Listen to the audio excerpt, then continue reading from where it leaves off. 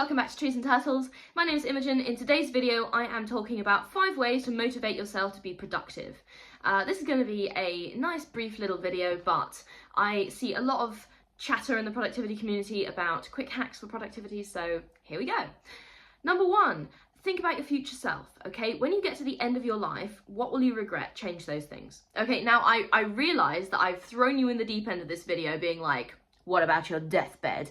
But seriously, think about your future self, okay? This is something that has been so effective for me in so many ways over the past few years, and that's been when I've been working on my goals. I'm like, I don't want to do this, and then I think about, well, what about my 80-year-old self, or hopefully I'll live a bit longer than that, my 85-year-old self, 90-year-old self, like whatever, the person that I am at the end of my life, would they be proud of me if I finished this goal? Okay, so thinking about my future self, and even you don't have to do it for like the end of your life, you can do it for like, would my 30-year-old self be proud of me? Would my 40-year-old self be proud of me? Would myself in 6 months be proud of me? Okay, so think about your future self, and make sure that your work ensures that your future self doesn't have any regrets. Does that make sense? I mean, obviously sometimes regrets are unavoidable, and that's okay, and it's okay to have regrets. But if you want to avoid it as much as possible, which I'm sure you do because regrets are never fun, then think about your future self and what they would regret you not doing right now. Okay, number 2, think about missed opportunities in the past which left you annoyed or frustrated, or occasions when you could have done something better. So this is kind of, you are your future self right now and you're looking back on your past self. Okay, bear with me here.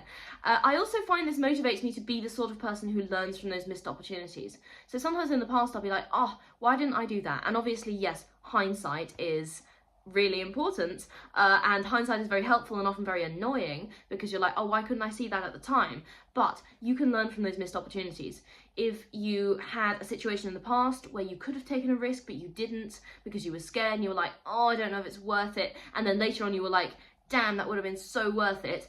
Okay, maybe you can learn in the future to take more risks. Calculated risks. I'm not saying to take like crazy risks, okay? But think about missed opportunities in the past and change your mindset and your behaviour to try and learn from those experiences and hopefully not miss out on opportunities in the future. Okay, number 3, think about the biggest ambition you have. Maybe pause the video right now and just like write it down on something.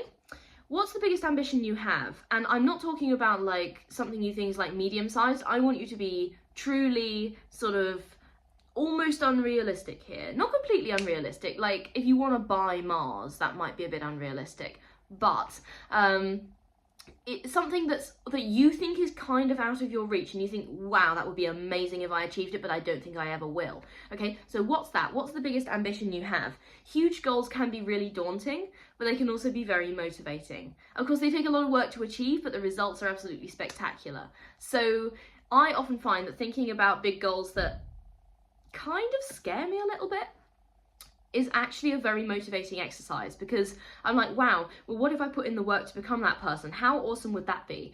So I often find thinking about huge goals to be really, really motivating. So think about the biggest ambition you have and what steps you might need to take to get there. Number 4, get competitive. Are other people achieving what you want to achieve? Use them as motivation, okay? This doesn't have to be a negative thing. You can also use them as inspiration. I've definitely talked about this in other videos, but yeah, using people as inspiration is really important, and it's important to find like role models in your life that you can refer to and role models that you can look up to, and yeah, you can get competitive with your peers as well if you want.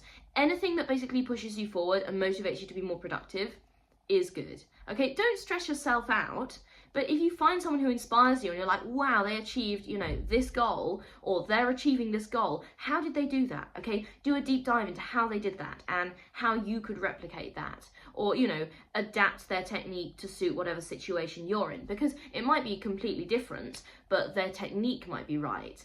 So, I mean, you see this on a lot of productivity channels. It doesn't matter what the goal is, but here are the techniques to get to the goal, to be productive in order to be consistent with the goal. So whatever insert goal here is. Anyway, get competitive, find your role models.